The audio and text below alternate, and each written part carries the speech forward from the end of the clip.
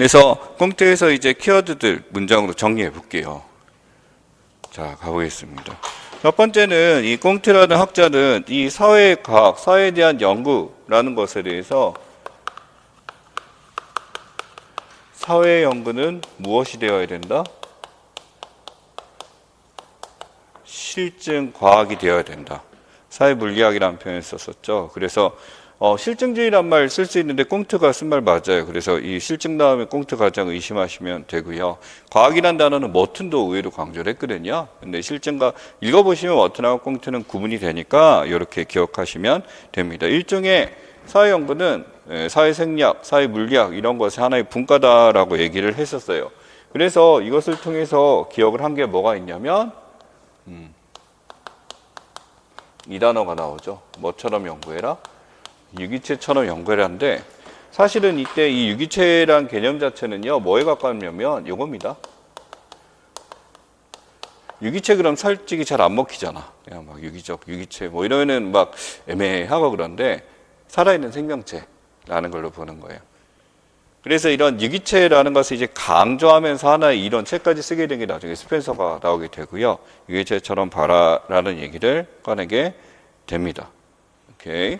그래서 이때 그 나중에 문화인류학자들에게 영향을 준 다신교에서 뭐로 바뀌었다? 일신교로 바뀌었다라는 얘기를 꽁트가 먼저 한 거예요. 이제 그걸 문화인류학적으로 밝혀낸 거고요. 그래서 일신론에서 그 다음 단계를 얘기합니다. 이제 이거는 문화인류학자에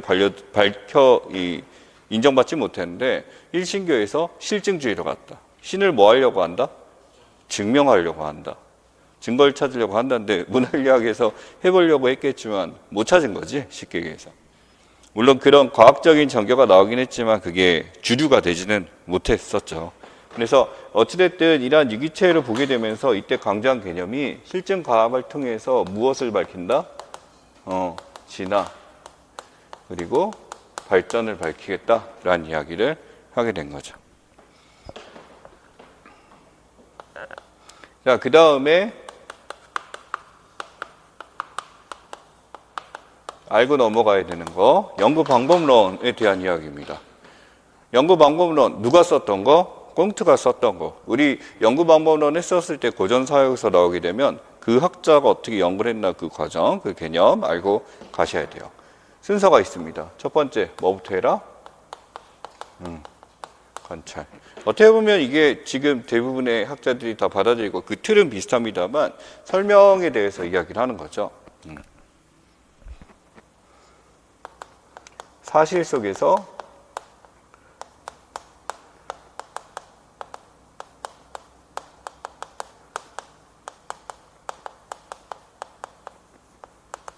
이런 식으로 표현했어요. 법칙을 발견한다라기보다는 어떤 이제 이 흐름 속에서 인간의 증장이나 어떤 사회적 모습이나 이런 걸 통해서 일종의 법칙적 관계가 나타난다라는 이야기를 했습니다.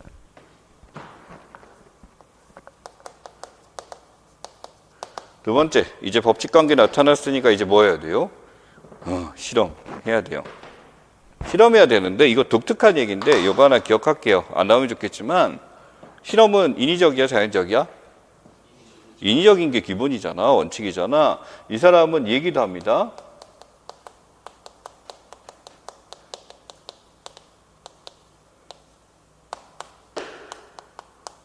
네. 자연적 실험도 가능하다라는 이야기를 합니다. 이거 어떤 의미냐면 인위적인 실험실 안에서 어떤 과학적으로 하는 게 아니라 우리 사회 현상 속에 사람 살고 있는데 그러니까 실제 자연이 아니라 사람들 속에 살고 있는 가운데서도 뭐가 가능하다? 실험이 가능하다라는 이야기를 꺼내게 됩니다. 그러니까 예를 들어 사회에서 일탈이 나타났다라든지 어떤 새로운 뭐 기후가 나타났다라든지 이런 걸 통해서 일종의 실험이 가능하다는데 가능했을까? 자, 그럼 마지막에 비교인데 이 사람이 좀 더 강조한 비교는 횡적인 비교일까? 정적인 비교일까? 횡적인 비교보다는 정적인 비교를 강조했기 때문에 역사적 법칙을 찾은 거잖아. 진화를 밝히기 위해서 이제 아니 횡적인 비교를 안 한 건 아니야. 안 한 건 아닌데 정적인 비교를 통해서 뭘 찾으려고? 진화 발전 찾으려고. 그래서 어떤 방법을 주로 썼냐라고 한다면 안 쓴 거 아니지만 무엇을 통해서? 역사적 사실에 대한 비교를 하는 거죠. 지금 이것이 과거에는 어떻게 됐나라는 것에 대해서 역사적 분석을 주로 했었다. 물론 역사적 분석을 하기 전에는 시공학적으로 공통점을 찾아야 되니까 횡적인 것도 했겠지만은 결론적으로 이 사람이 비교하고 싶었던 거는 다른 시대와 지금 시대는 뭐가 다르지? 그리고 그 다른 건 뭐지? 진화와 발전이지. 진화와 발전하네? 그러니까 사회는 뭐다? 유기체다. 진화하니까, 변화하니까 라고 하는 거죠. 그러면 이 사람이 찾은 법칙이 있겠죠? 이 짓을 했을 거 아니야. 이 짓을 했으니까 법칙인데 그게 몇 단계? 3단계. 이 3단계가 있는데 순서 가봅시다. 첫 번째, 1번 무슨 단계? 신학적 단계. 신학적 단계라는 건 사회라는 건 누가 만든 거예요? 맞아요, 신. 그럼 사회가 바뀌고 변화하고 하는 것은 뭐에 의해서라고 한다면은 여기서 이제 신의 의지에 따라 바뀐다. 신이 어떻게 마음 먹었냐, 신이 어떻게 만드냐에 따라서 바뀐다라고 하는 거. 이거는 과거 이제 가장 전차적 단계라고 보고요. 2번.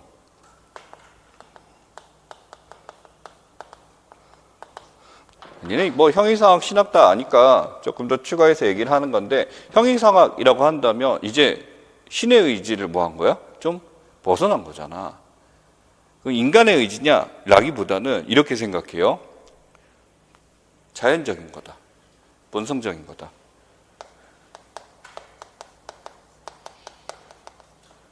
그냥 생겨날 수밖에 없었던 거다라고 하는 걸 찾아내죠.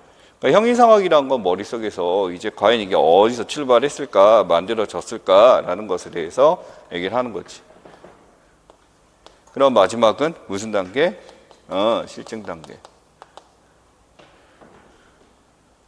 이 실증 단계는요, 여전히 이 당시에도 자연적인 게 아니라 누구에 의해서 만들어진 거다, 신에 의해서 만들어진 거다라고 얘기하는 사람 굉장히 많았잖아. 그잖아. 신께서 이제 창조를 하였다, 이 세상은. 아직도 그렇게 믿는 사람 많고요. 아니다. 사람들이 살면서 본성적으로 아리스토텔레스가 얘기한 대로 자연적으로 구성한 공동체일 뿐이다.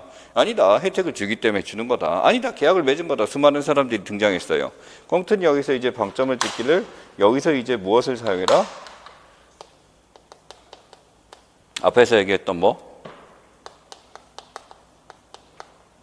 과학적 연구를 통해서 이것을 해결해야 된다. 그냥 우리가 이런 것이 이런 거다라고 믿고 근거 없이 가면 안 된다라는 것에 대해서 이야기를 합니다.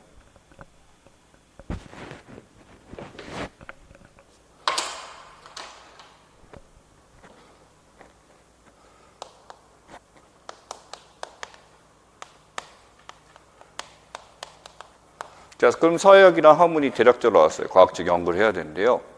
관찰하고 실험하고 비교를 하고 그래서 실증적인 증거를 제시하고 이런 것들을 찾아야 된대요.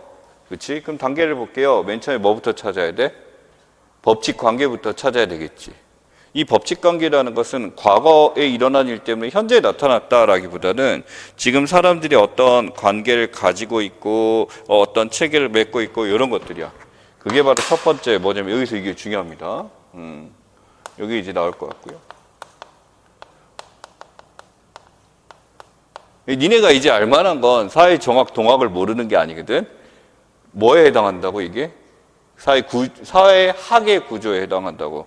사회학은 구조가 있는데 두 가지 구조가 있다. 무슨 구조? 정학적 구조와 동학적 구조가 있는 거지. 이해가니? 그럼 사회 정학이라는 것은 지금 우리 눈앞에 있는 뭐에 대한 얘기냐면은 뭐에 대한 이야기? 현재 있는 질서에 대한 이야기입니다. 그러면 이러한 질서, 빨간색 잘 안 보이는 것 같아. 노란색으로 그냥 가자. 질서에 대한 거에 대해서 그냥 이 질서가 있다든가 일정한 법칙이 지금 관찰될 수 있다지. 요 단계야. 관찰 단계. 그렇지? 그럼 이런 질서의 법칙을 찾아보게 되면 이게 어디까지 가냐면 유기체죠. 유기체는 내면적으로 뭐로 구성되어 있어? 체계적으로 있잖아. 그치? 이 안에서 뭘 찾을 수가 있어? 어떤 체계가 있구나라는 것을 찾을 수 있는 게 사회정학에서 찾아야 되는 것들. 자, 사회정학은 뭘 찾는다? 질서를 찾는다. 질서를 찾기 위해서 뭘 제시해라? 법칙을 제시해라. 법칙을 제시하고 그 안에 체계가 있으면 밝혀라. 까지. 그럼 이 체계와 과거의 체계는 뭐가 다르나? 다른 게 있어. 다른 게 있으면 그걸 뭐라 그러지? 변동이네. 그렇지? 바뀐 거네. 그렇지? 그야로 2번.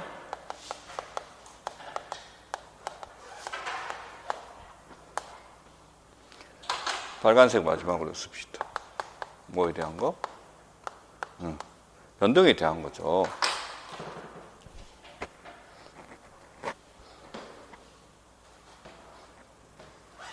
이 변동이란 것은 이전에 비해서 이제 변하는데 당연히 이 변동은 그냥 갑자기 훅 등장한 게 아니야. 과거에 질서가 있었을 거예요.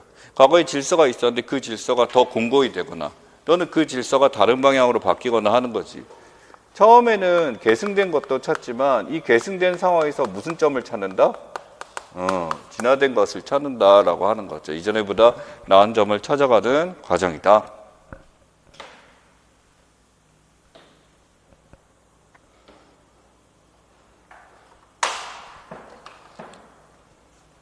자, 이것은 무엇 때문에 되느냐? 중요합니다. 사회동학. 무엇 때문에 되느냐? 원인 찾은 거야. 왜 진보하지? 왜 발전하지? 라는 것에 대해서 맞아, 지식도 있지만 인구가 어떻게 됐어? 지금 커요. 이거는 표면적으로 이제 드러나는 거잖아. 질서 체계가 잡히다 보니까 인류의 생존율이 올라간 거예요. 사람들이 많이 증가하고 사람들이 더 많이 모이게 되고, 지리에서는 우리가 도시화라고 부르기도 하잖아요. 일정한 지역에 사람들이 모이면서 이렇게 되게 되고, 예전보다 아이들이 죽는 것도 줄어들게 되고 가족의 숫자 늘어가고 도시가 커지고 하는 거지. 근데 이게 이렇게 인구를 증가하게 된 게 뭐 때문이냐? 식량 생산도 좋아지고 안전한 체계도 만들고 의학도 발전하게 되고, 바로 이게 뭐의 증가? 그렇지. 지식이 올라갔다라는 점에 대해서 우리는 이걸 중심으로 보죠. 그러니 이때는 아프면 뭐만 했어? 신학 때는 기도했잖아. 기도 메타잖아. 그지? 내용이 정확하니까 그건 아닌 것 같은데, 자연물에 가서 막 된장도 바르고 풀도 발라보고 이런 짓 하겠죠. 그러다가 이게 증명이 된 거네. 이게 진짜 낫는 거네. 좋은 거라면 실증적으로 하게 됨으로써 지식이 증가하게 된 거지. 형이상학으로 오게 되면서 이전보다 인구가 증가하게 됐고, 그 인구가 증가하게 된 거는 이러한 이유 때문에. 그래서 이러한 것이 바로 뭐다? 사회 동학이다. 바로 사회 진보의 계기가 된 것, 그 원인이 된 것은 요거다라고 해서 정리하시면 좋습니다.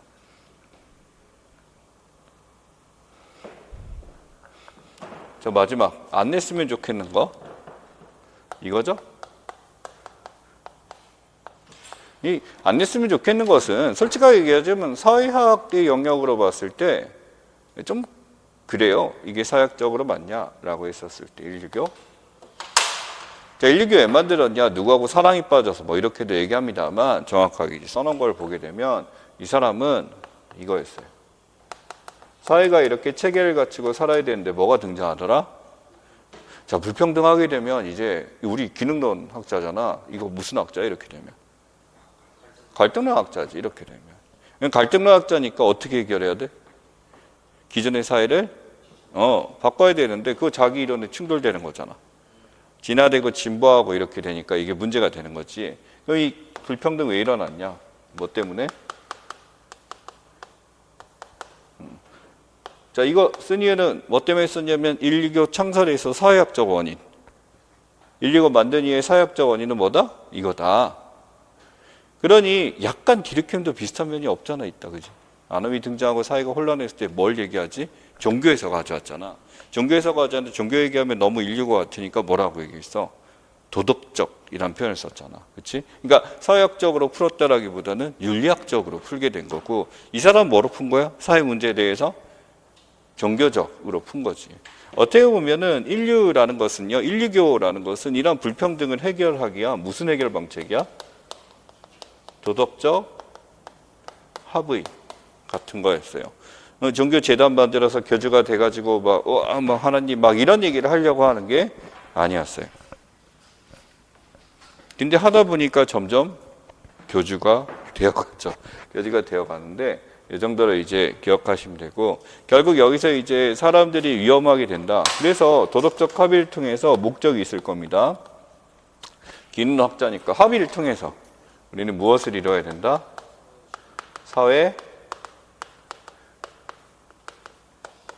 그러니까 이전에는 질서를 통해서 이렇게 될 수 있었는데 이걸로 도저히 답이 없다는 걸 찾았는데, 디르켐은 여기서 이제 산업화 불평등이나 이런 상황에서 분업의 증가로 해서 뭐가 나타난다고 했지? 아놈이지.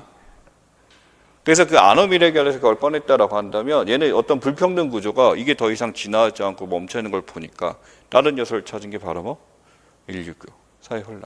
그러니까 169라는 게 그냥 막 만든 게 아니라 자기의 이론으로서 해결할 수 없게 이것을 보충해서 해결했다라고 보시면 되고, 꽁트 끝.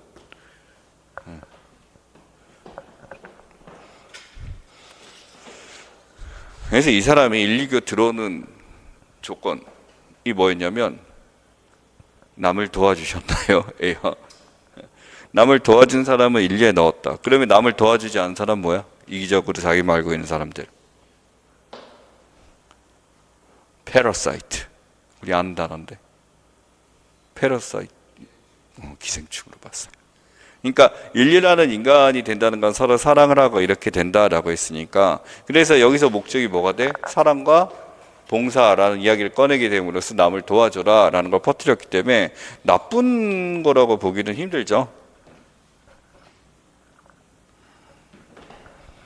자, 이거는 처음 쓰는 거.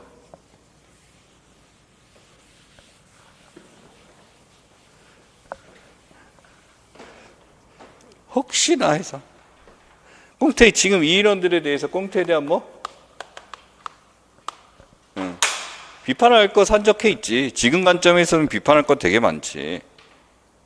어떻게 생물학적, 과학적 방법을 쓸 수 있냐, 이게 너무 당연한 건데, 이거보다는 1번 과학과 실증이란 걸로 사회를 밝히려고 했었단 말이야. 이것이 반드시 발전으로만 되는가? 라는 게 첫 번째죠. 129 만들려고 했었던 게 거기에 대해서 답이 내릴 수 있겠지. 그러니까 이 사람 초기 모델의 129 전에는요, 철학, 종교 좋아했을까 싫어했을까? 싫어했어요. 네, 싫어했어요.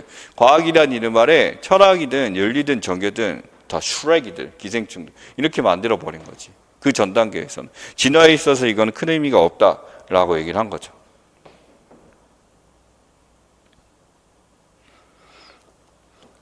그래서 철학이나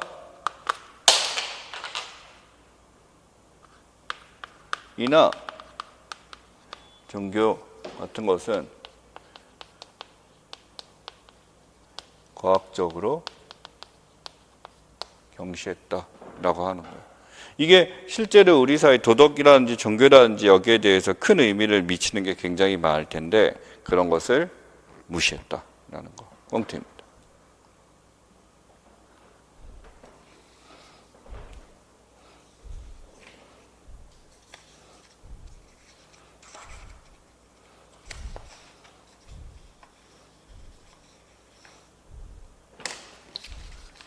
자, 문제 보죠.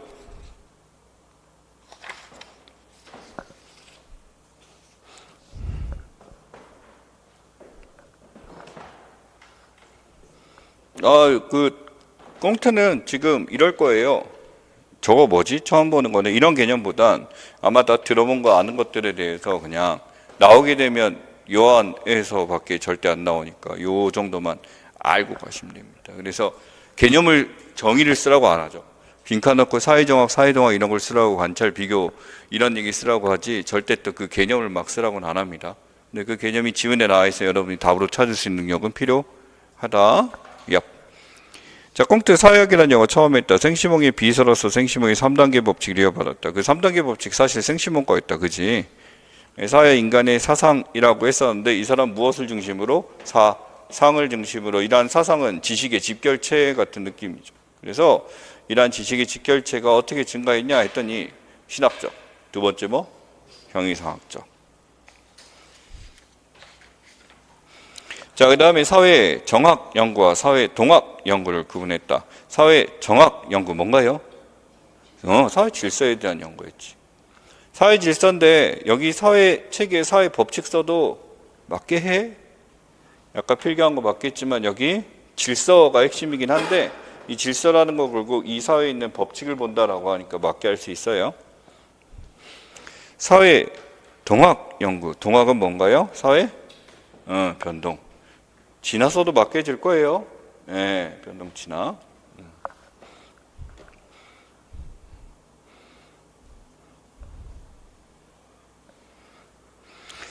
자, 그래서 사회적 여기 거기 있네. 유럽의 전통적 가치와 종교적 가치의 쇠퇴라고 했어요. 유럽의 전통적 가치, 라틴어 어문하기 시작한 철학적인 어떤 사제의 발달들이거든. 이때 막 뭐 경험론이니 뭐 합리론이니 막 등장하게 되면서 그런 걸로 발전했다라고 했었고, 종교적 가치 쇠퇴, 종교도 이제 문제가 있다라고 하게 되면서 이게 사회적 위기를 만든다라는 거야. 그 뭐로 해결해야 된다? 과학과 실증으로 해결해야 된다. 이걸 무시했지. 그래서 하빌 제거하는 윤리적, 지적 개혁을 추구했다라고 나왔어요. 윤리적, 지적 개혁을 추구했는데 디귿의 결과물이라고 했습니다. 그래서 맨 마지막에 윤리적, 지적 개혁이 뭔가라고 했더니 그냥 과학 실증 이론인 줄 알았는데 맨 끝에 보니까 뭐라고 나왔어? 필연적으로 애타, 타인을 뭐하라? 사랑하라 라는 감정이 요구되는 거니 이거 일일이 쓰라는 거구나 라는 걸 읽을 수 있어야 됩니다. 꽁트 오케이?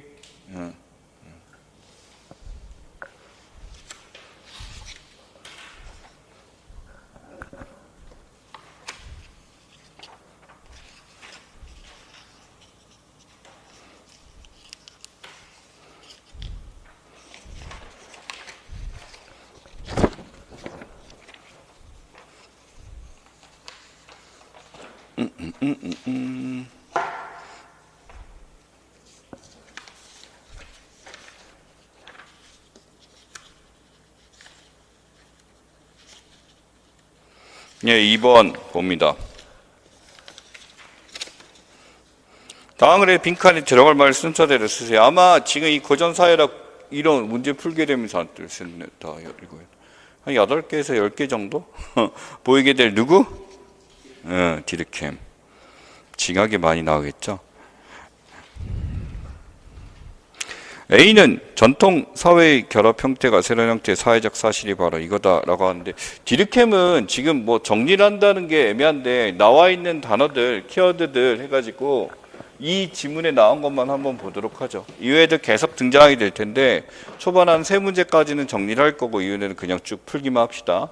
그래, 처음 나왔으니까. 전통 사회의 결합 형태가 새로운 형태로 변화라고 했어요. 자, 디르켐.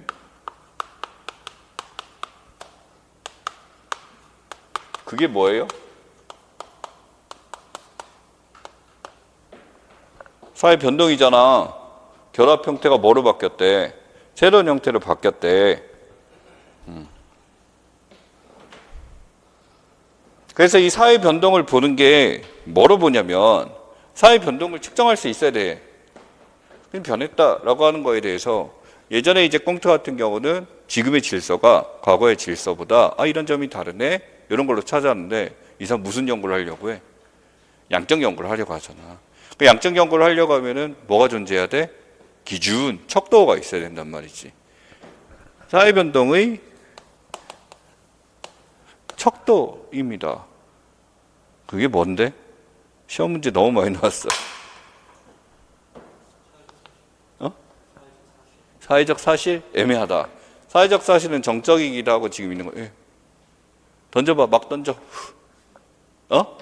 분업의 증가. 분업도 맞긴 맞는데 이 분업이라는 것이 어떻게 보게 되면 그러니까 분업이 증가했다, 이것도 사회 변화의 사례라고 할 수 있는데, 분업이 증가했기 때문에 뭐가 보이지? 개수를 셀 수 있어. 분업이 몇 개 증가했는데 애매하잖아. 지금 답 나왔어. 동적 밀도. 동적 밀도. 다시 동적 밀도. 측정 가능.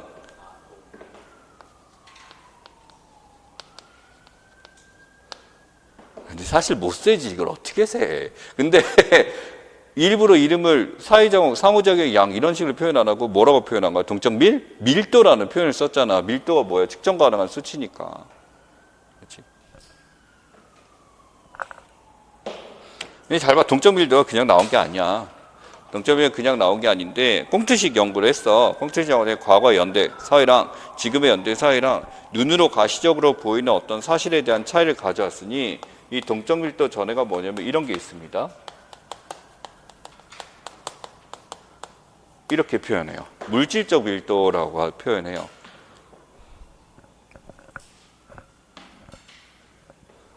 이거 뭐하고 연관이 있는 거냐면, 동적 밀도가 증가했어. 이 동적 밀도라는 것은 뭐냐면 사람들 간에 뭐야?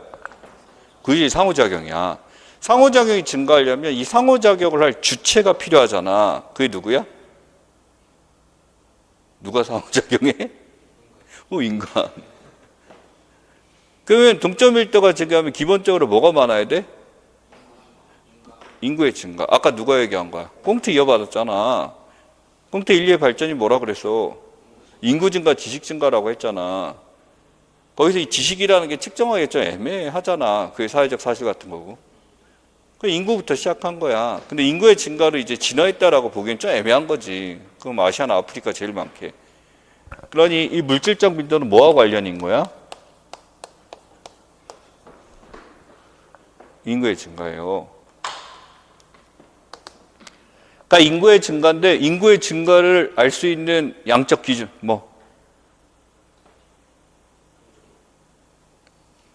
인구 증가.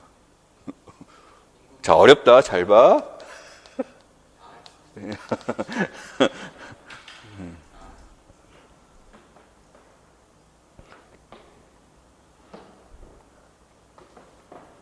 그 다음에 사실은 우리가 인구 밀도라고 부르는 거지. 어떤 지역에 인구가 많아졌어. 그때 도시가 생기고 산업화돼가지고 분업이 증가하게 되니까 사람들이 이주를 해오잖아. 이주를 해갖고 인구 밀도 같은 것들. 요걸 뭐라 해야 돼?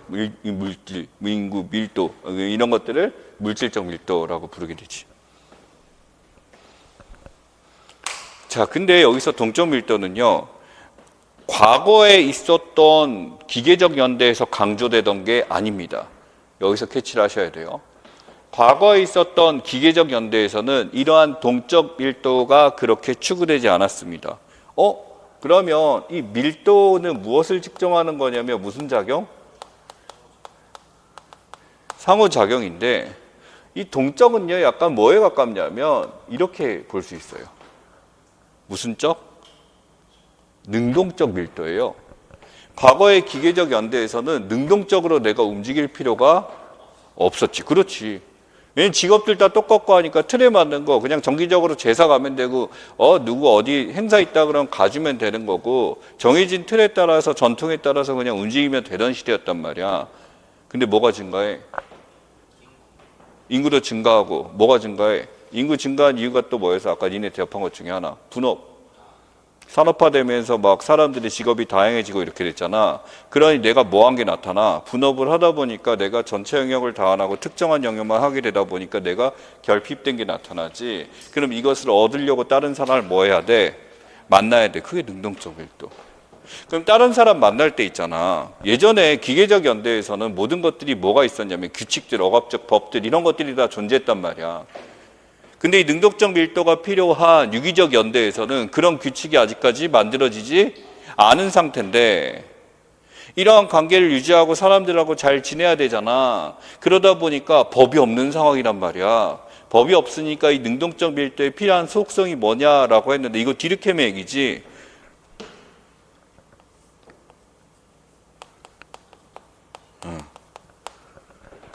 왜 도덕적 상호작용이 됐냐면 이게 도덕적이다라고 하는 우리의 모럴을 얘기하는 게 아니라 법이 없어서.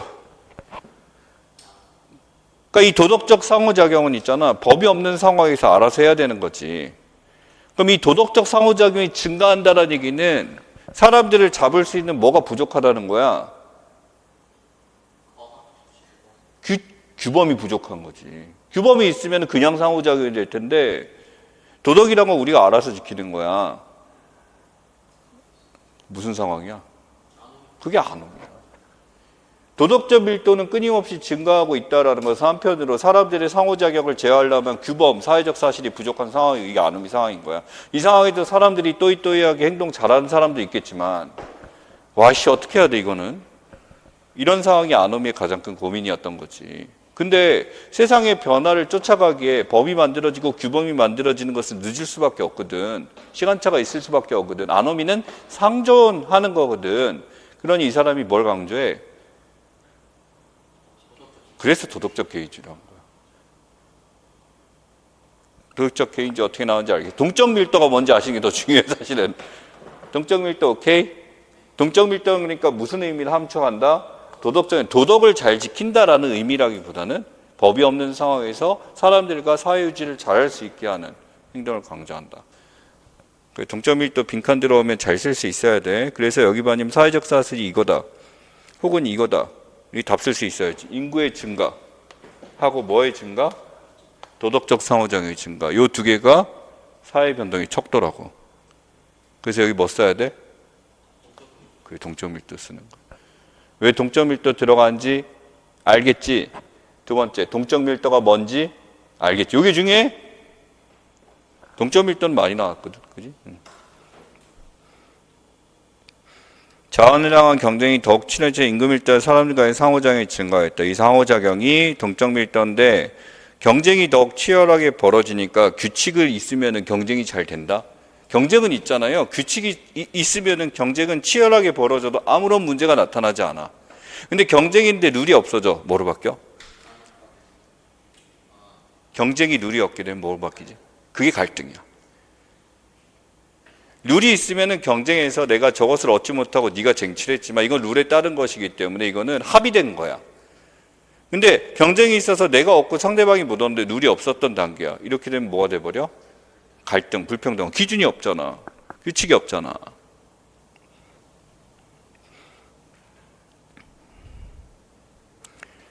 그래서 이에 따라 사람들의 요구를 효율적으로 처리하기 위해서 이것이 등장하였다. 이것이 뭐냐? 뒤에 볼게. 사람들 사이에서 나타나는 상호 보완적인 차이를 토대로 구축된 것이라고 했어요. 상호 보완적인 차이를 상호 보완해야 돼. 그걸 차이로 규칙된 거, 만들어진 거라고 했어요. 이 동적 밀도에 대해 서로를 채워넣고 이렇게 돼야 돼. 바로 여기서 파생돼. 이전부터 있었지만 해석이 증가를 통해서 커지게 된 이건 이게 바로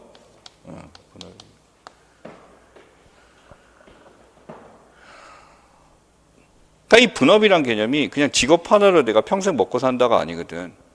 어떤 마을이나 도시가 있으면 이게 결핍하네. 그 통닭집 아저씨가 담배도 팔 수 있는 거고, 그렇지? 팀원이 충전도 할 수도 있는 거야. 없으니까 지금. 그렇게 되는 거야. 계속 요구되는 거야, 그런 것들이. 근데 거기서 점점 인구가 많아지게 되면 이제 팀원이도 나눠지고 통닭도 나눠지고 담배 파는 것도 나눠질 수 있겠지. 그런 식으로 계속 가는 거지. 그러면서 인구는 증가하고 사회는 변화하지. 오케이. 자, 그 다음에 유기적 연대는 공동 개인에게 초점한 동시에 한 사회 이것, 즉 결속력을 제공하는 공통된 신념가치. 지겹다. 이거 뭐? 집합의식? 자, 그럼 이거 설명해야 되네. 분업. 분업도 좀 자세히 보자. 동적 밀도 들어갔어요. 예, 잘 알았어요. 예.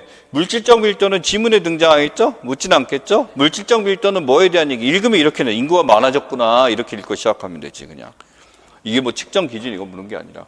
뭘 얘기하려고 그래? 동적 밀도 얘기하려구나. 이게 증가해서 유기적 연대에 넘어온 거구나. 그러니까 이런 동적 밀도를 충족하기 위해서 도덕적 상호작용을 충족하기 위해서 이제 분업. 너는 이거 하고 너는 이거 하고 사람끼리 기준을 나눠. 사회가 정해주는 게 아니야. 누가 해? 내가 하는 거야. 개인들이 하는 거야. 개인들이.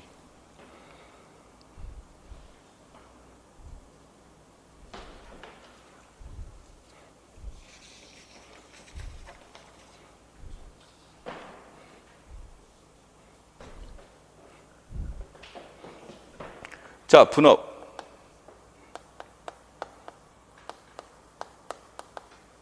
사회 구조라는 것이 이전에 비해서 인구가 증가하기 시작하고 동적 밀도가 증가하기 시작하면 동적 밀도가 지속적으로 반복되면 체계나 관계가 형성되고 구조 역시 뭐 되기 시작해? 복잡해지기 시작해. 사회 구조가 전에 비해서 뭐 되기 시작해? 복잡해지기 시작해. 복잡해진다라는 것은 그 복잡하다라는 것은 여러분이 점을 찍고 그 선을 연결하게 되면 매우 복잡한 그림이 나오잖아. 근데 이게 복잡한 걸 또 뚫어주기 위해서 또 다른 점을 뚫어주고 해야 된단 말이야. 그 점을 채워 넣을 역할, 누군가는 맡아야 되겠지. 그러한 점들이 많아졌어. 이 점들, 역할, 분업이에요. 예.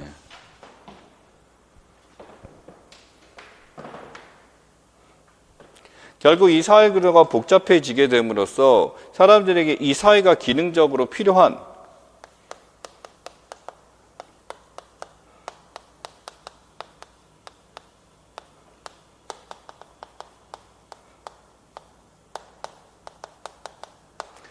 사회가 기능적으로 유지되기 위해서 필요한 요소들이 있겠지. 이것을 뭐 시켜야 돼? 충족시켜줘야 되는 거지. 그래서 이 필요한 요소를 뭐 하기 위해서? 충족시키기 위해서 뭐? 분업이 시작된 거지. 그러니까 분업이 왜 생겼냐라는 것에 대해서 다른 관점으로 접근한 게 바로 이런 이야기입니다. 결국 분업이 있어야만 사회는 잘 뭐 될 수 있다? 유지될 수 있다. 통합될 수 있다. 그러면 사회가 유지되기 위해서 분업이 잘 이루어져야 통합될 수 있는데, 그러면 이것이 잘 유지되고 통합되고 분업을 할 수 있는 기준을 바로바로 만들어줘야 되지만 국가는 의외로 그런 것을 빨리빨리 못하더라. 의회가 있고 불완전한 어떤 정치적 구조 때문에 이게 어쩔 수 없기 때문에 니들이 알아서 해야지 뭐. 그러니 무슨 작용? 집합의식의 작용 되게 중요시 얘기한 거잖아. 이게 사람들이 알아서 결속시킬 수 있는 이런 것들이 이제 중요하다라고 이야기를 하게 된 거죠.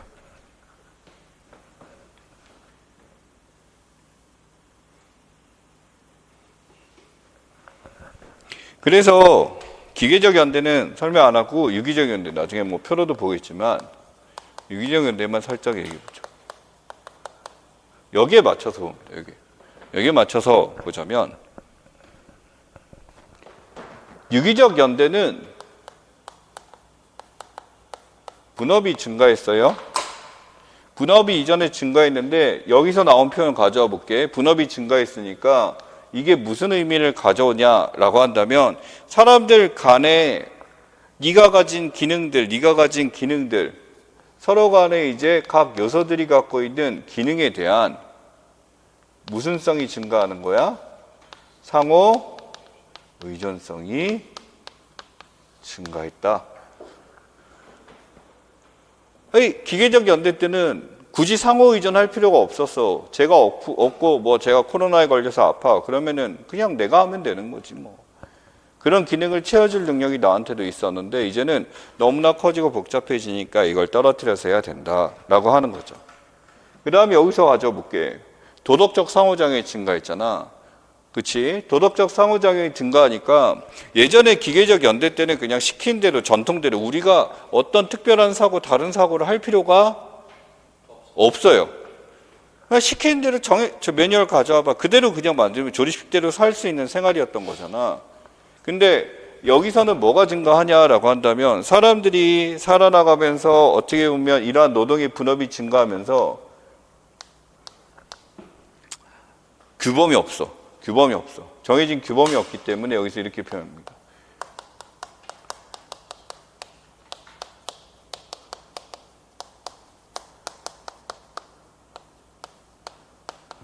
이렇게 써보죠. 그 전의 단계 기계적 연대보다 지금의 연대의식은 훨씬 더 뭐한 거다? 고차적, 차원이 높은 것에 해당한다라고 하고, 이 고차적인 것은요, 당연히 연대의식, 집합의식이고, 이러한 고차적 연대의식은 당연히 도덕이란 것을 수반한 고차적인 연대의식이 요구된다.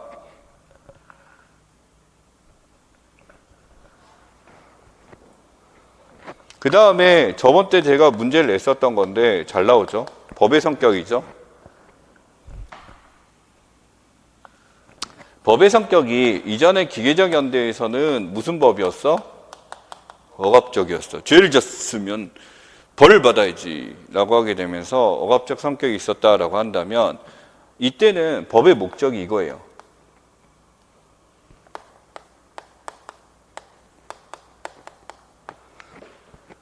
기능 유지지.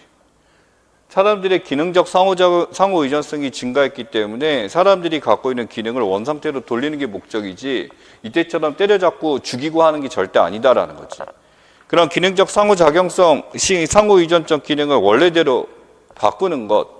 그러니 이러한 기능 유지를 위해서 이때 하게 되는 것은 일종의 배상적이다라는 표현을 쓰는데 이게 뭐냐면 네가 지금 기능을 제대로 작동하지 못해서 삐친 손해를 뭐 해주면 돼? 원상태로 돌리고 네가 가진 기능을 제대로 발휘할 수 있는 조건을 만들어주는 법이 중요한 거지. 처벌이 목적이 아니라 잘할 수 있도록 독려해주는 법인 거지. 내가 널 때리는 건 널 사랑해서야? 이런 거지.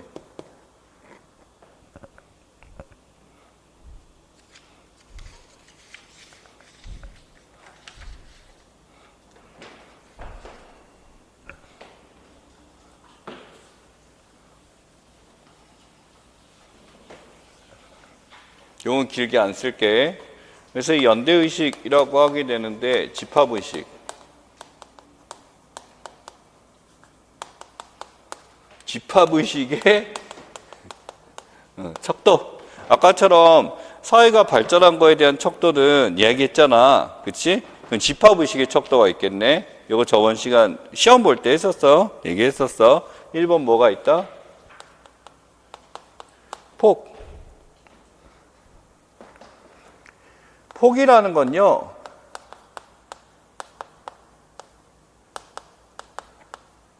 공유한 범위 같은 거예요. 얼마나 많은 사람들이 공유하고 있나라는 거에서 폭에 대한 이야기를 해요.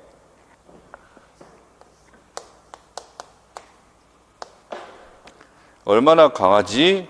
라고 했는데 이것은 일종의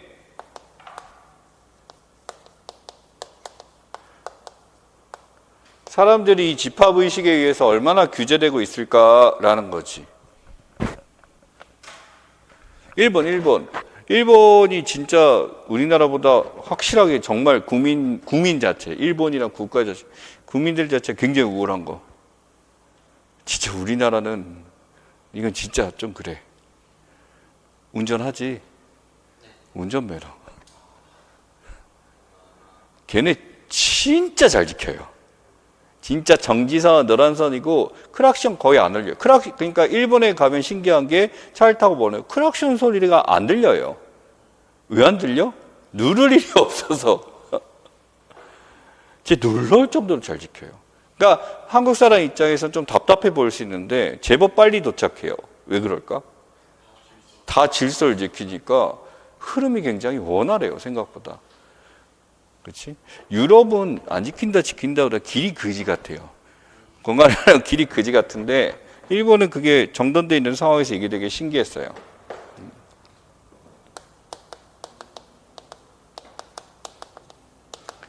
자, 그 명확성은 동어 반복이지만 명료한 정도. 그러니까 그 집합의식이 뭐다라는 것에 대해서 사람들이 굉장히 있지라는 것을 명확하게 인식하고 있는 정도. 막연한 게 아닌 정도. 그렇지? 그 집합의식은 우리를 지배하고 이렇게 있구나라는 것들. 마지막은 내용이라 그래서 여기 갖고 있는 세속적 상징이나 종교적 상징이 갖고 있는 거기에 대한 비교인데 이건 안 중요하고 요거 세 개 중요해요. 이거 안 물어요.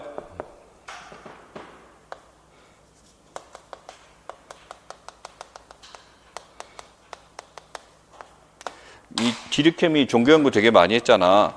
세속적인 것과 이제 종교적인 것, 성스러운 것에 대한 얘기를 하게 됨으로써 이 집합의식이 어떤 성스러움에 대한 믿음에서 발현된 거지. 예를 들어 이런 거잖아. 내가 지금 착한 일하면 뭐 받을 수 있다? 구원받을 수 있다, 천국 갈 수 있다 이런 비중이 있고, 내가 이 일을 반복하게 되면 사회적으로 뭐 할 수 있다, 돈을 많이 벌고 부자가 될 수 있다, 그런 정도의 차이. 공부를 왜 해? 하나님이 시키신 거니까 성스러운 쪽이 강한 거. 공부를 왜 해? 부자 되려고요. 숙제는 강한 정도. 요건데 이건 안 묻고요. 요거 세 개에서 이제 물어볼 수 있고요. 척도에 대해서 이런 게 있었다. 즉 집합의식을 뭐 하려고 했다? 척도를 기준으로 측정하고 싶어 했다라는데 잘 안 됐어요. 조사하기가 쉽지 않잖아. 그지? 그 당시에. 끝. 자, 그래서 2번은 말하면서 지금 답을 다 얘기한 것 같고, 가장 일반적으로 많이 묻는 것들이고, 사회적 사실은 물었으니까 나머지 것들 체크하시고요. 그 전에 기출, 동적 밀도 또 물었죠. 예. 거기에 대해서 그 집합의식은 언제든지 물어볼 수 있는 것 중에 하나고, 분업도 답으로 나왔었던 것 중에 하나입니다. 예, 기억하시기 바랍니다. 3번.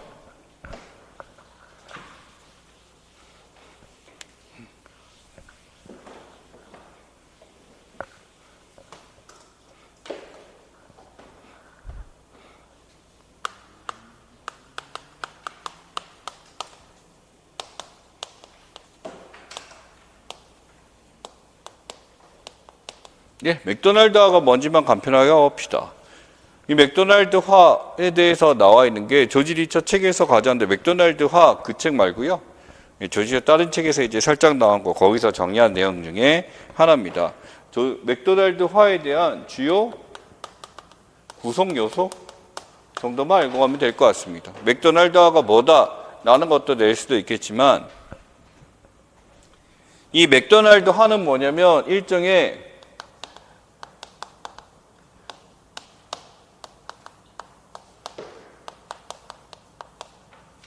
이거예요. 우리 현대사회에서 나타나는 합리성의 증가, 합리화는 무엇인가? 맥도날드하다. 패스트푸드 하는 것과 똑같다 라고 얘기하는 거지. 구성요소 되게 쉬워요. 이거 뭐야? 합리화의 특성이야. 그치? 합리화의 특성이니까 별로 어렵지 않아. 1번.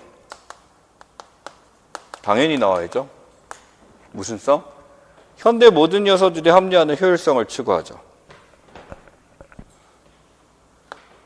가장 무슨 방법을 찾는 거? 최적의 방법을 찾는 거. 이거 되게 발달한 사람이 누구냐면, 이 사람은 외국에 가서 장사를 해도 장사를 잘하죠. 누구? 백종원. 이 백종원이 잘 보면 요리가 맛있다 이거보다도 요리를 더 맛있게 하는 사람 많을 거야. 그거보다 뭐 하냐면 내부에서 사람들의 효율을 지키기 위해서 동선을 짜요. 요리하는 사람이 최소한으로 움직이고 요리에 집중할 수 있도록, 서빙하는 사람들이 최소한의 서빙할 수 있도록, 그래서 고객들이 불편해하지 않도록 이 테이블의 배치부터 사람들의 위치나 눈에 보이는 것까지 이것을 동선을 최소화해요. 이게 효율적으로 안 되면 굉장히 시간이 오래 걸리고 어수선하게 됨으로써 결국 망하는 집이 되는 거지. 이게 완전히 그 구조를 보자마자 타다닥 나오면서 여기에 뭘 없애야 돼요. 메뉴를 왜 없애? 우리는 메뉴가 많으면 장사가 잘 될 것 같지만 이것 때문에 뭐 한다? 망한다라는 거야. 왜? 이런 최적의 요소를 채워주지 못하고 오히려 이게 다른 메뉴를 방해할 수 있다라고 판단하기 때문에. 그러니까 처음 들으면은 깜짝 놀라요. 왜 이걸 못하게 하지? 장사하는 사람들이 이게 어느 정도 팔리고 장사를 하고 있대. 기존의 생각이 있는 거지. 근데 백종원은 지금 보이지 않는 그 미래에 더 최적의 효율적인 것을 보는 거지. 그래서 최적은 뭐야? 최적이긴 하지만, 그래서 뭘 찾냐면 가장 뭐한 방법? 가장 빠른 방법을 찾으려고 하죠. 똑같은 비용을 들이고 가장 빠른 방법을 찾는 게 이렇게 되고, 지금 이런 것을 추구할 수밖에 없는 게 결국 이 현대의 합리화 과정이 나타나는 공간이 어디냐면 어디에서 나타나? 조직의 성향은 어때요? 느려요. 더뎌요. 답답해요. 근데 거기서 이제 이런 걸 찾아 나간다라는 거지. 두 번째. 단가를 정하죠, 백종원이. 그래서 이거 얼마 받으시고, 이거는 1,000원 낮추실 수 있겠어요? 이거 너무 싸게 받는 거 아니에요? 이런 얘기 하면서. 그래서 이런 식으로 하면서 뭘 설계했냐면, 지금 이게 돌아가면 얼마 정도 팔릴 거고 하게 되면서 무슨 성? 계산 가능성입니다. 캘큘레이팅. 그러니까 우리가 합리성이라는 게 계산하는 거긴 한데, 이 계산 가능성은요, 주먹구구 하면 안 돼요. 즉 절대 주관적이어서는 안 된다라는 것을 되게 강조해요. 주관적인 건 안 되고 철저하게 무슨화 가능해야 된다. 내가 지금 이 메뉴 지금부터 팔기 시작하고 얼마를 팔 수 있을 거야가 정확하게 나와야 된다라는 거지. 여기서 지금 얼마가 들어갈 수 있을 것이요. 그럼 노동력이 얼마나 들어갈 것이요. 심지어 이 사람, 이 맥도날드 조지 리처는요, 현대사회에 굉장히 중요한 게 취향이라고 했어요. 그러니까 사람들의 취향마저도 뭐 할 수 있어야 돼? 계산할 수 있어야 된다라는 거지. 그럼 취향을 알게 되면 음식을 이제 매운 음식인데 더 뭐 하게? 매운 라인으로 갈 것이냐, 더 가벼운 라인 갈 것이냐, 셋 다 팔 것이냐, 이게 계산이 된다라는 거지.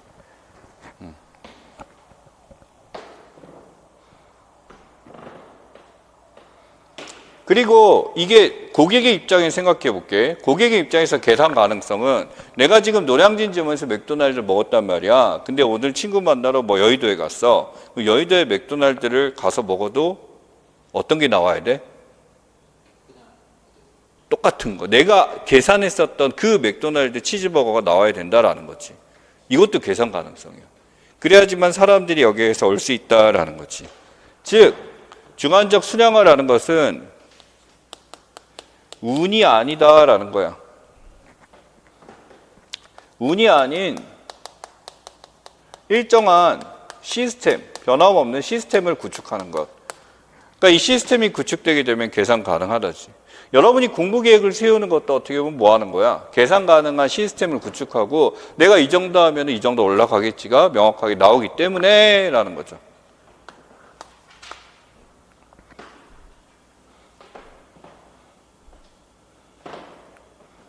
그래서 이러한 비슷한 얘기인데 여기서 이겁니다. 그래서 계산 가능성을 계산이 끝났으면은 이제 이 계산을 통해서 그 마지막에 대해서 결과물에 대한 뭐가 있어야 된다? 예측 가능성에 대한 이야기를 합니다. 계산 가능성은 내가 계산할 수 있어야 되는 거고 계산하면 뭐가 나와? 답이 나오는 거지. 이 시스템에 대해서 이제 시스템을 구축하게 되면 결과물이 어떻게 되냐면 획일해야 되고 표준화된 시스템이 만들어진다라는 거지. 이러한 뭐가 가능하다? 현대사회의 맥도날드니까 서비스. 또 사람들이 어느 맥도날드 가면 당황하지 않고 루틴대로 하면 되는 거야. 키오스크 와서 누르고 뭐하고 이런 식으로 하게 된다라는 거. 요거.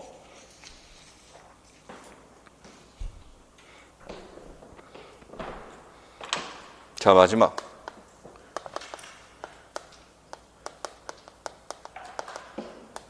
자, 여기까지는요, 시스템에 대한 이야기였어요. 그러니까 시스템에 대한 구축인데, 이 시스템을 굴리는 거는 기계야, 인간이야?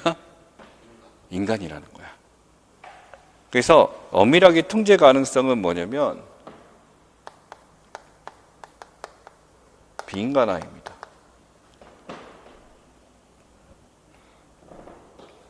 즉, 비인간화라는 것은 뭐냐면요, 인간적 기술로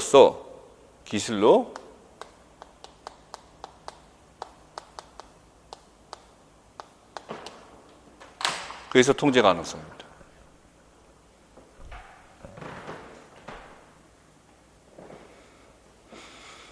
그래서 맥도날드, 버거킹에 와보면 거기 있는 친구들이 주문을 받고 나오게 되면 그것을 만들고 이걸 보고하게 됨으로써 어떤 인간의 어떤 자발적인 그런 생각이 순서대로 그것을 기계처럼 뭐 하기 시작해?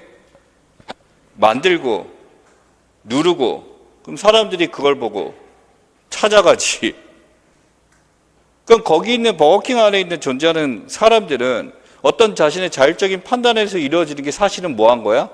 없어요. 그래야지 잘 돌아가는 거예요. 근데 키오스크의 등장은 조금 달라요. 키오스크는 그 직원들을 통제하는 게 아니에요. 인간을 통제하잖아. 구매자를 통제하잖아. 눈에 맞춰서 그 다음 단계를 누르고 더 추가하실 거 없나요? 되게 친절한 어투를 써놨지만 되게 귀찮게 계속 눌러야 되고 키오스크 처음 등장할 때 제일 빡친 게 뭐였어요? 음식 다 골랐는데 이제 카드 누르고 싶은데 누르면은 더 하실 거 없나요? 뭐 포장하실 거 아니 계산할 거라고. 그런데 계속 뭔가를 계속 눌러줘야 되는 그 과정이 그러니까 이게 원래 사람이 이걸 했었으면 될 텐데 우리가 그 통제된 거를 계속 눌러줘야 되는 거지. 그래서 의외로 있잖아. 이것도 일본이네. 뭐 일본을 많이 갔으니까 그런데 일본에 되게 편한 건 그거예요. 직관하기 뭐냐면 이거야 이거. 쭉 돼 있어갖고 이게 디지털이 아니라 아날로그로 그냥 메뉴를 딱 눌러. 그러면은 거기 번호가 떠, 얼마가 떠. 그럼 그 돈 넣으면 돼. 이게 의외로 되게 편하더라고. 편하더라고 그게. 근데 이제 뭐 버킹은 많죠. 뭐 카드 있고 여러 가지 있고 결제 이해는 합니다만 이게 통제 가능성이 뭐까지 온 거야? 우리 구매자까지 여기 침입하게 된 거지. 그 구매자까지 침입하게 됨으로써 이게 나타난 게 뭐냐면 바로 5번째 성질이라고 볼 수 있어요.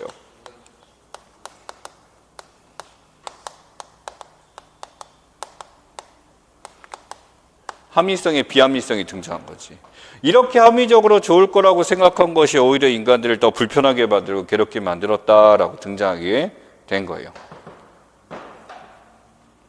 그래서 이전에 베보가 얘기했었던 세우리라는 것이 있었는데 이 세우리에서 이제 이 해석 잘못했다 이렇게 바꿔라 에피로 해라 상관없어 뭐가 나와도 이 두 개 차이를 묻는 거는 큰 의미가 없는 거야. 예. 보통 이제 세우리로 파명한 게 누구였냐면 베보를 비판했었던 파슨즈가 했었던 짓이고요. 예. 강철 에피가 더 낫다라는 거고요. 강철 에피로 본다라는 이름. 세우리는 가둬지는 거잖아. 가둬지는 거 같긴 해. 근데 정말 내가 선택권이 없나? 내가 여기서 편안함을 느낄 수 있지 않나? 그 강철 에피는 뭐냐면 내가 움직임에 대해서 제약은 같지만 안전하기도 하고요. 내가 지금 이것을 통해서 편함을 느낄 수도 있어요. 대신 움직임은 제약되는 거지. 그러니까 세우리와 강철 에피는 합리성의 비합리성을 조금 더 뭐 한 거야? 부정적으로 본 케이스고 이건 덜 부정적으로 본 케이스인데 베보 같은 경우는 어느 쪽에 더 가깝다? 강철 에피 쪽에 가깝다. 완벽하게 이것을 부정적으로 본 게 아니라 해결할 수도 있고 이 상황에 대해서 했었다라는 거지. 그러니까 현대 사회가 그렇게 암울하냐? 그렇지는 않다라는 거예요, 베보가. 뭐 합리화의 역설이 나타나긴 하지만 그렇다고 해서 그렇게 암울하고 망할 정도는 아니다라고 했었던 게 베보의 입장이었습니다. 그래서 여러분 정리하고 가실 거 바로 뭐? 맥도날드 화가 나왔을 때 이 특성들에 대해서 좀 잘 보고 가시면 될 것 같고요. 그럼 맥도날드가 그냥 써버릴 수도 있고 빈칸 낼 수도 있고요. 그 다음에 체크에서 특성이 물어봤을 때 지금 체크한 내용들 가지고 여기에 무슨 특성이다 골라주실 수 있고 이거 내고 이제 뭐하고 연결을 시킬까? 관료제 밑에 붙여갖고 몇 개 연결해서 낼 수도 있겠죠. 그러니까 관료제 내용이 먼저 나오고 맥도날드가 나오거나 아니면 이런 식으로 출제 가능성이 있는 거니까 얘가 더 중요합니다. 사실 베버의 관료제는 그 시대 때 100년 전 그 시대 때나 먹힐 만한 거였다라고 한다면 현대사의 설명이 이게 훨씬 좋죠. 그래서 우선 무지성으로 암기를 하시고 5가지 그지? 그 다음에 이제 내용 집어넣고 하시면 될 것 같아요. 가봅니다. 3번 5가지 효율성 계산 가능성 3번째 식품 매장 디자인 정원 고객 상호작용 환경과 시간에 무관하게 매장에 들어가면 무슨 일이 일어날지 뭐 하고 싶어 한다? 알고 싶어 한다. 어떤 일이 발생할지 아직 일어나지 않은 일을 알려고 하는 건 뭐? 예측 가능성에 대한 이야기.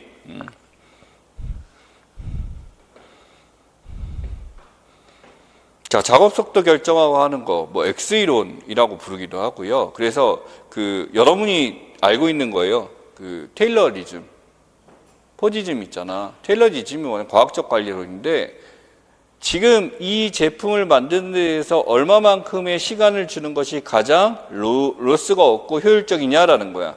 지금 이 베어링을 움직이는데 봤더니 평균적으로 3.7초가 가장 적당하다라는 거지. 4초는 중간에 비는 시간이 발생하고 3.5초는 불량률이 생길 수 있어.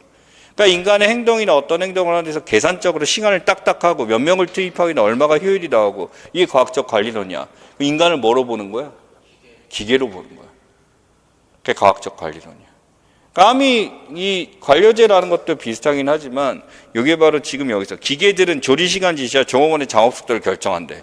그러니까 작업속도가 몇 분 만에 치즈버거가 나와야 되고 걔네는 그냥 2분 이렇게 하지만 실제로 해서 뭐 1분 22초 뭐 이렇게 돼 있을 수 있는 거지. 균일한 상품을 만들어 저렴할 수 결정해서 만든다. 끝으로 리처는 이처럼 유익한 합리화에는 그러니까 이 이해는 건 유익한 합리화인데 이게 진짜 유익해서가 아니라 이 사람 많이 비꼬고 약간 이렇게 쓴 게 많아. 대가가 있다. 합리적 체계가 만드는 의도하지 않은 결과라고 했어요. 이게 바로 뭐? 합리성에 비합리성이 맞고 이거 써는 거. 근데 여기 지금 뭐라고 했어? 베버의 영향을 받아 이런 것을 마지막 요소니까 이 사람의 입장에 이걸 쓰는 게 좋겠지. 근데 여기다가 이걸 쓴다 그래서 틀리게는 안 할 거야. 같은 의미니까. 같은 의미니까.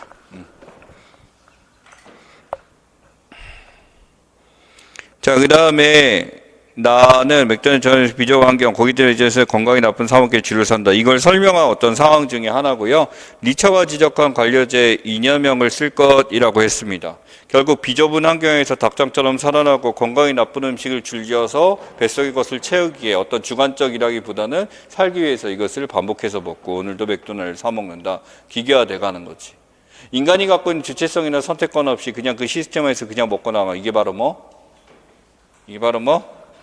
비인간화에 대한 얘기죠. 그렇지?